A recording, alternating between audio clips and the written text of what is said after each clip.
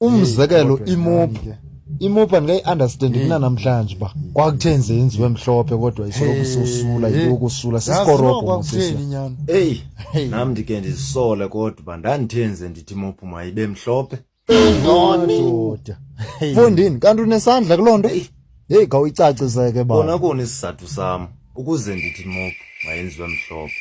Okay, into eyayisenzeka kahle kahle pha kwakuphikiswana into okokubana imopu mayibe njani ngekhala. Abanye besithi mayenziwe pink, abanye besithi mayenziwe navy blue, yabona, abanye besithi mayenziwe black. Kwafika mna ke nam ndahlomla ndanikwa ithuba loba mandihlomle, kwathiwa mntu ngamnye uzawubeka ikhala afuna ibe yiyo le mopu then abeke neresin.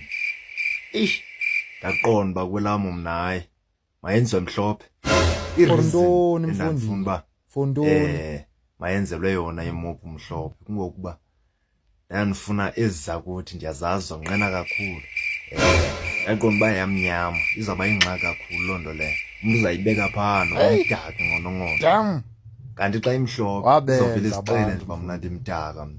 wabathana abantu izorepresenta wena ubuwena bakho uba uqelile kangakanani. So ndaqonda uba ndifuna umntu ayihlambe noba uyantlempinini uyalila kangakanani, kanyanzeleka uba ihlambe ayoneke phaa ngoba imhlophe uzoba neentloni zoyibeka phaa izibeke. Hayi kwacaba ke hayi ke yamnyavakala and sebehambisana nam nabo ngoku abelungu bathi hayi sihambisana nale resin yakho.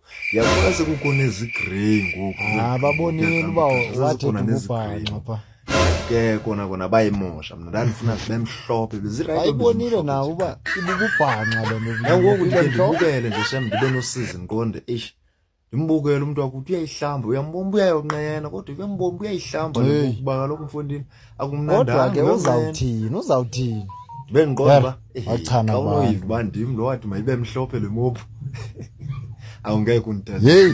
Ndim lowo ngoku ngeze ndikukhwele ngekugwanqa apha ngaphezulu.